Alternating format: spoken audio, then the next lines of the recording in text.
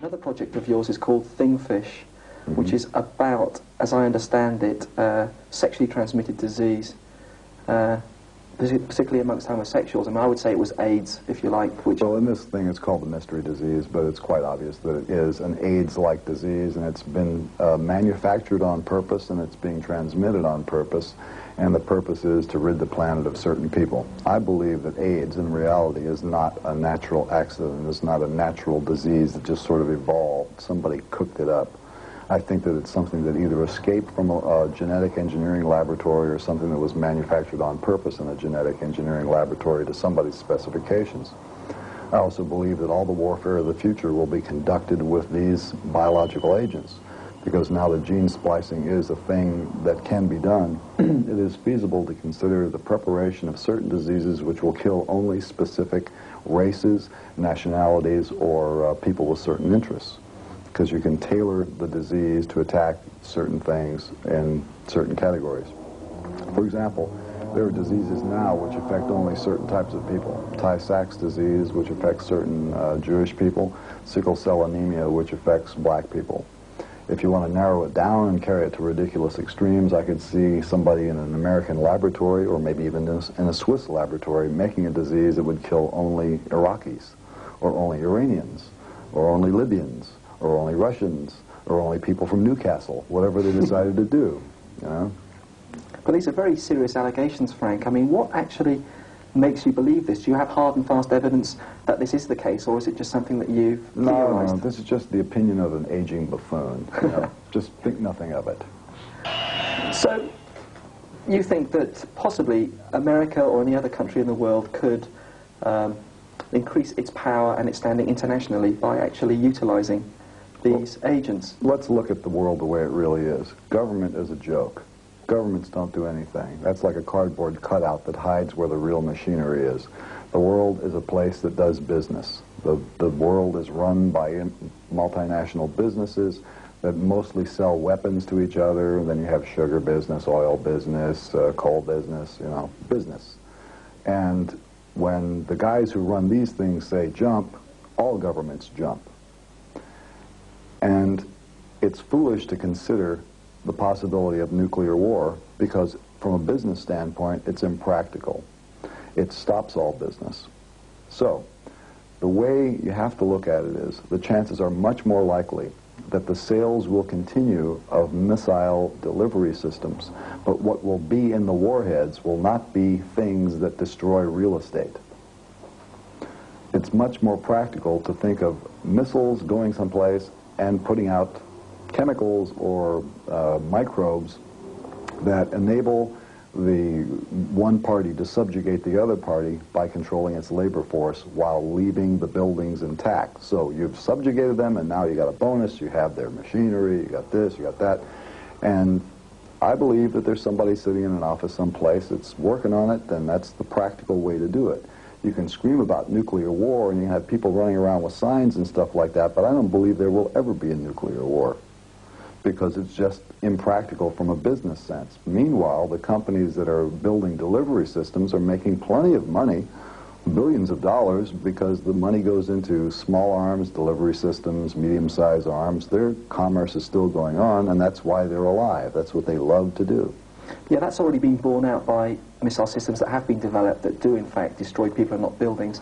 I take your point there, but if you take somewhere as complicated as America, which is a real potpourri of different religions, different races, you're going to have a mighty complicated missile to have to destroy the people of America, because you've got Jews, you've got Anglo-Saxons, you've got all sorts of different races. So doesn't the argument kind of fall down there in that, as I say, you'd have to actually develop a really complicated missile to destroy the America? Russians would have to develop a really complicated missile to destroy the United States. The Americans would not have so much trouble. And under an administration like Reagan, I'm sure that they've sat down and looked at the numbers and said, this is a pretty terrific idea. Having said all that you just said... Oh, wait, there's more. They not only thought it was a terrific idea, but they were convinced that Jesus wanted them to do it that way. Right, fair enough. Having said all that you have said, does it make you ashamed to be American? Absolutely not, because I want to say right now, I'm happy to be an American, and I have nothing to do with Ronald Reagan. the way he and his Jesus people are has got nothing to do with me being a citizen of that country. Let me tell you one great thing about America that everybody in Europe could be jealous of. For the landmass that we have versus the landmass of the European part of the world, you have more hatred per square foot from country to country than exists anywhere in the United States. The idea of the ethnic pride and the grudges that go back thousands of years that will keep this part of the world a disaster area for centuries yet to come is something that we will not experience in the States. And I'm happy to be from there rather than from here, because over here you have to choose. You get to be English, or you get to be French or Polish or whatever it is, but you have to say we're the best, and you live your life thinking that you're the best and the guy next door is a poothead. And you have to conduct your business that way, and it's the business of hate. There's no cooperation, there's no standardization, and you can insulate yourself and think that what you're doing in your country is really terrific, but it's not. Ultimately, it bites.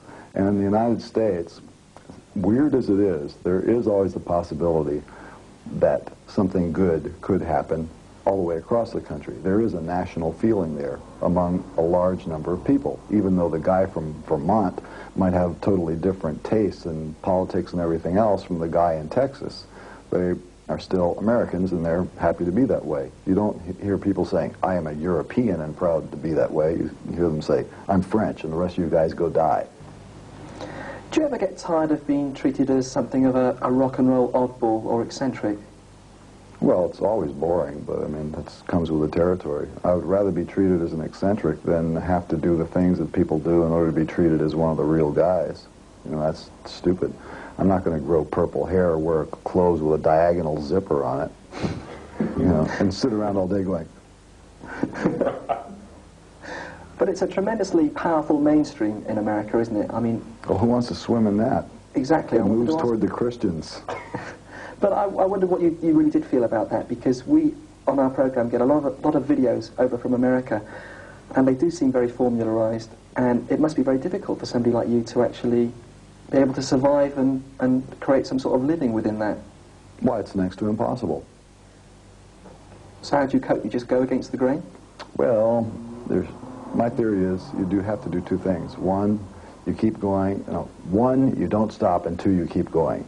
And then you get whatever comes up.